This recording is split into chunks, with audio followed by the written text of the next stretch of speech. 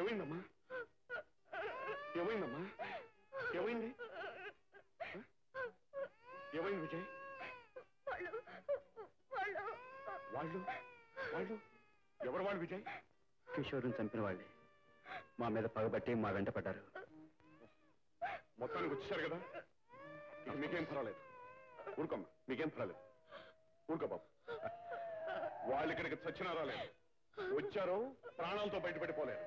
పిచ్చి కుక్కలను కాల్చినట్టు కలుస్తాను కలిసిన. ఊరుకోమ్మా, ఊరుకో బాబు, ఊరుకో. ముందు మీరు స్నానాలు చేసి రెస్ట్ చేసుకోండి, నేను భోజనం ఏర్పాటు చూస్తాను. పదమ్మా, పద విజయ్. నా బిడ్డ మీద చేసుకుంటే నేను ఊరుకుంటానా? కాల్చోతో పారేస్తాను రాసు కలిసి. మీకేం పర్వాలేదమ్మా, ముందు మీరు రెస్ట్ చేసుకోండి, ఏం చెప్తాను.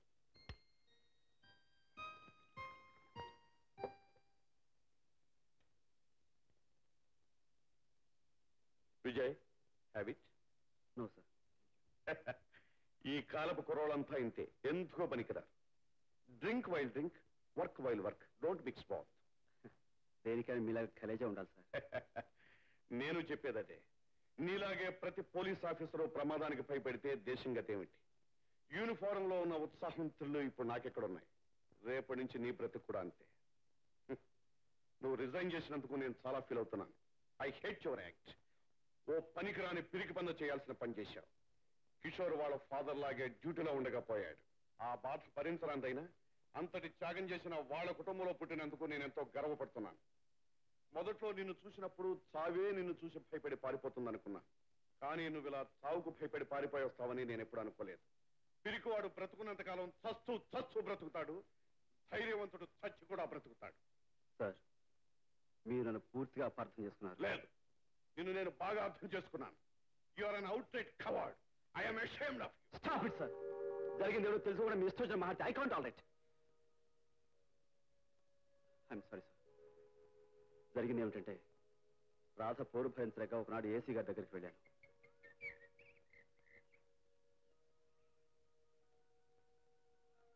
సార్, రమ్మన్నారట. సమితి అక్కడే సార్. నేను ఆఫర్ చేస్తున్నాను, తీసుకో. Thank you sir. నీ భార్య మా ఇంటికి వచ్చింది. తెలుసు.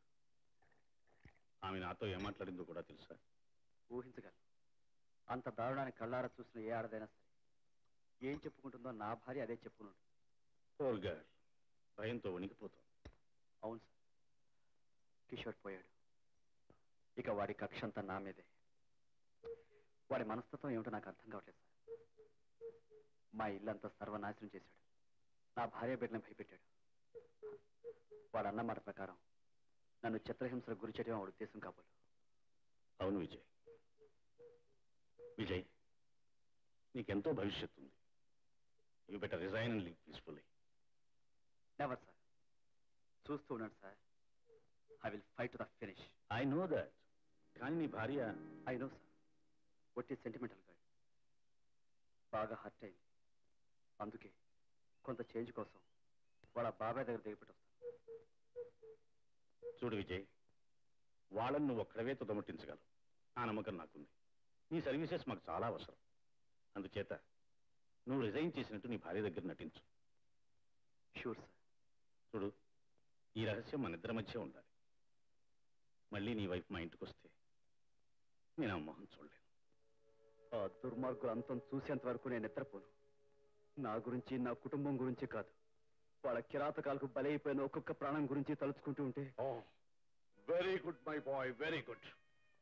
Now I'm proud of you. I'm proud of you. Thank you sir. మీరు మాత్రం నాకు ప్రామిస్ చేయాలి. ఏమిటి? నేను రిజైన్ చేయలేదని దయచేసి ఎటువంటి పరిస్థితుల్లోనూ రాధకు తెలియనివ్వకండి. నేను ఎప్పుడు డ్యూటీ మీద వెళ్ళినా ఏదో ఒక సాకు చెప్పి మభ్య పెట్టండి. డెఫినెట్లీ. Good night.